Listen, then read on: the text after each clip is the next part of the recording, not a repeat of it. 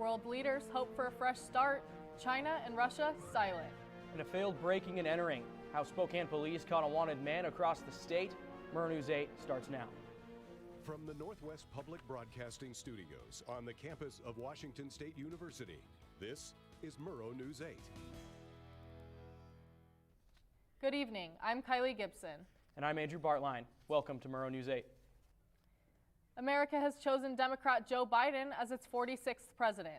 In a victory speech Saturday night in his hometown of Wilmington, Delaware, Biden said he was humbled by the trust that America had placed in him and reached out to those Americans who did not vote for him. Take a listen.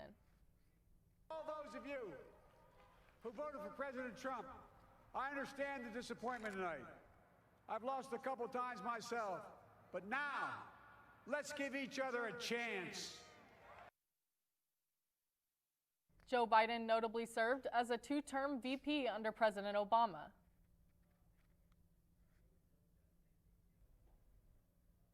California Senator Kamala Harris has made history as the first woman, the first black person, and the first person of South Asian descent to become vice president. While I may be the first woman in this office, I will not be the last. Every little girl watching tonight sees that this is a country of possibilities. Previously, Harris was the second African-American woman elected to the Senate. Seattle police are still investigating after a deadly shooting on Capitol Hill early Sunday morning. As hundreds wrapped up a Capitol Hill block party celebrating the victory of President-elect Joe Biden, gunfire rang out near 10th and East Pike around 1 a.m. Officers arrived to the scene to find a 31-year-old male victim. He was taken to Harborview Medical Center but later died from his injuries. Anyone with information is asked to call the Seattle Police Department's Violent Crimes Tip Line. Whitman County reports one new COVID-related death over the weekend. That's now 20 deaths since the pandemic began. 45 new cases were confirmed this weekend. Most patients are under 39 years old, though reports say one is over 80. Whitman County hospitalized 4 patients. All others are stable in self-isolation.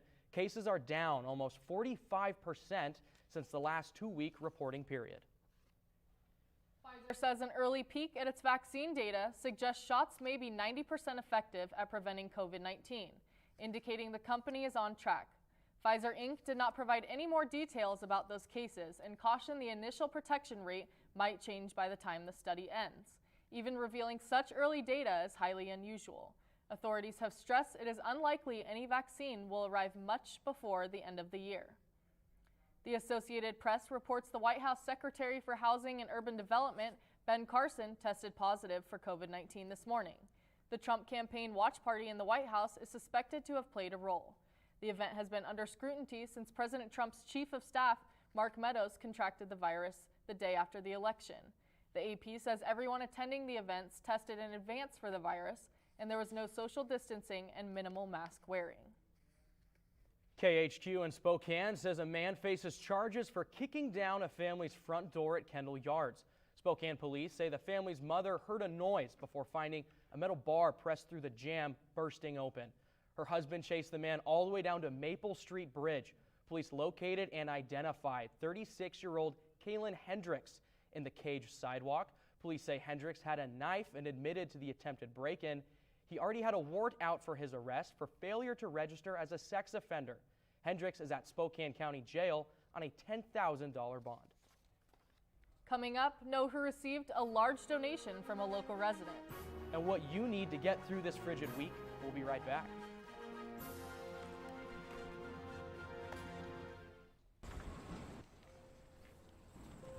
That was a pretty good block. That was a good one. Yeah.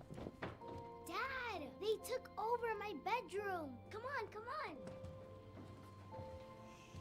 Okay, Dad. 1, 2, 3. Dad!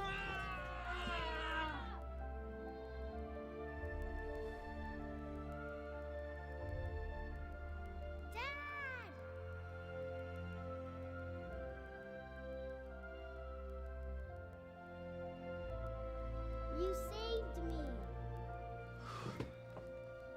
Dad? Are you okay?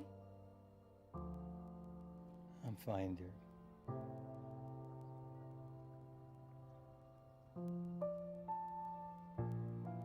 Your hero needs you now, and AARP is here to help. Find the care guides you need at aarp.org/caregiving. Pullman resident Mary Schweitzer has donated $100,000 to help pay for the restoration of Pullman's old Northern Pacific Railroad depot. The depot will be turned into an interior museum. The restorations are expected to cost $400,000. The WSU Board of Regents' final scheduled meetings of 2020 take place virtually November 12th and 13th. Thursday's meeting begins at 10:30 a.m. through the afternoon. Friday's meeting is set for 9 a.m. Both events will be broadcast live on YouTube. And a National Weather Service warns our region of frigid temperatures on the way. Reporter Asher Line is with us live from Thompson Flats. Asher, what do we need to know?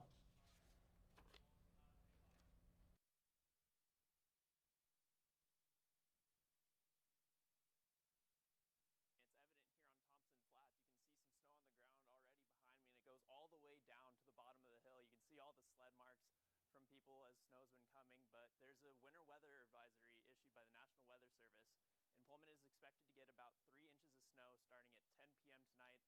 That'll go until 10 a.m.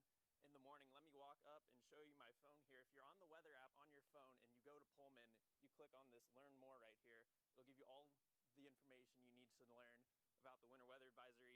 Cameron Limes will have a more detailed approach to that here in a few seconds, and that's all I got.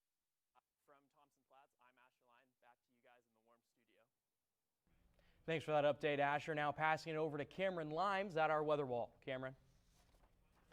Thank you so much, Andrew. Appreciate that. That's right. We do have a lot of snow coming in, so just be ready for that in the next coming days, all right? So let's see. Into today, we had some beautiful sunshine. Absolutely loved it. Made that snow look crystal clear today. Absolutely beautiful. Now, we do have that low of 23, so there will be ice tonight. Just be ready for that, and the snow coming in, much as Asher said. So just be prepared. Make sure you have your chains on. Make sure you're wearing your boots because things will get slippery out there. Moving into tomorrow, we also still have those low freezing temperatures, 27 degrees. Now, it does say rain, but be ready for some snow to blow in at some point. It will be around. We also do have that 15-mile-an-hour wind coming out of the southeast, so that will add a pretty major wind chill factor. So make sure you're wearing those big puffy vests and windbreakers.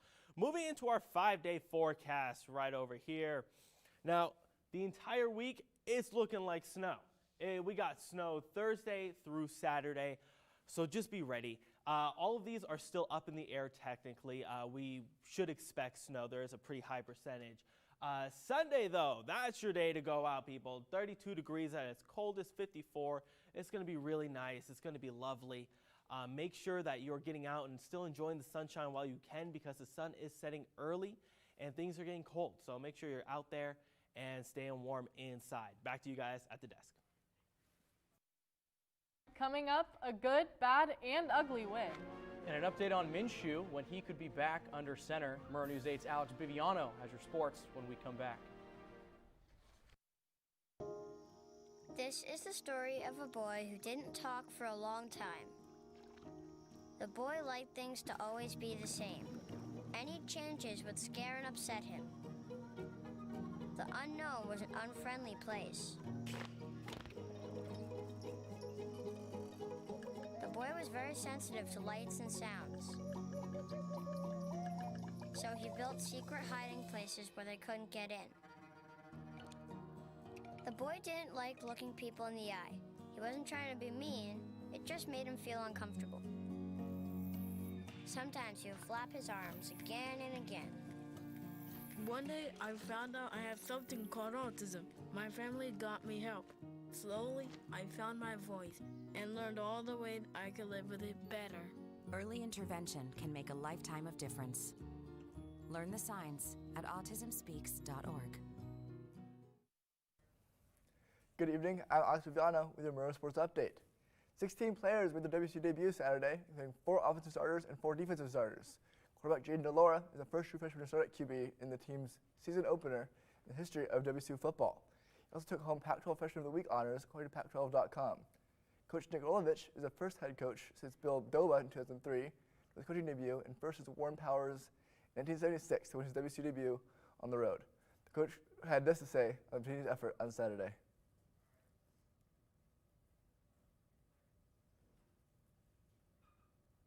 feels great to know how much it mattered to those kids that played tonight.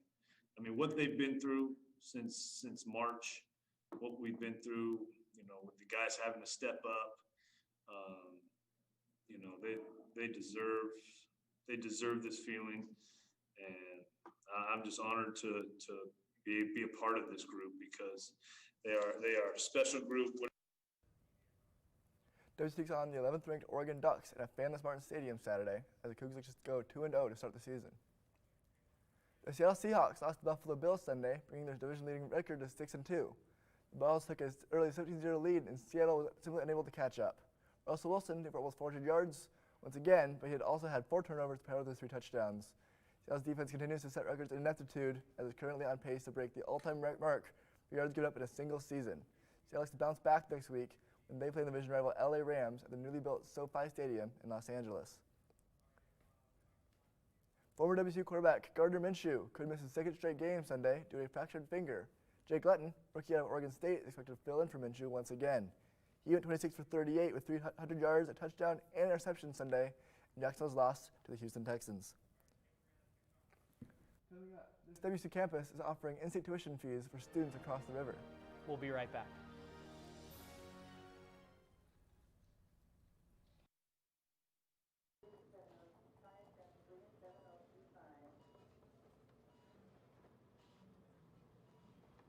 It's okay to be scared. You don't have to be so strong.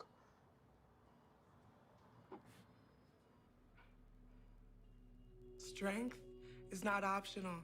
This is my mother, my purpose. Real muscle is lifting her spirits between bedpans and bad news from doctors that doubt her strength. Strength is buried in bills, managing meds, and swallowing those moments of, Mom, it's me, your daughter. Remember? My strength is super, but I'm still human, right? Look who's here. There she is. Thanks for your patience. How you feel? If you're caring for a loved one, visit aarp.org/caregiving for care guides and community, or call 1-877-333-5885. Umatilla County residents get an early holiday gift from WSU Tri-Cities. WSU Insider reports the Tri-Cities campus will now offer in-state tuition to Oregon residents just across the Columbia River. WSU Tri-Cities Chancellor Sandra Haynes says the move was made in part by pandemic complications. They understand money is tight right now, and the university wants to offer accessible education to everyone in that region. This Veterans Day, the WSU Elson S. Floyd College of Medicine will salute 8 of its first-year medical students, a record 10% of the class for their service in the military. In total, the college has welcomed 20 students with military backgrounds in its first 4 classes. They represent all 4 service branches and bring decades of military experience to the college. Dr. John Tomawake, founding dean of Elson L. Floyd College of Medicine, said, quote, "We are extremely proud to have such a significant number of our students dedicating their lives to the medical profession after giving and sacrificing so much as members of our military," end quote. And thanks so much for watching. If you missed anything from this or other newscasts, you can always find us on our YouTube channel. More news can be found at nwpb.org/mn8. You can follow us on Facebook and Twitter. Pullman, have a good night.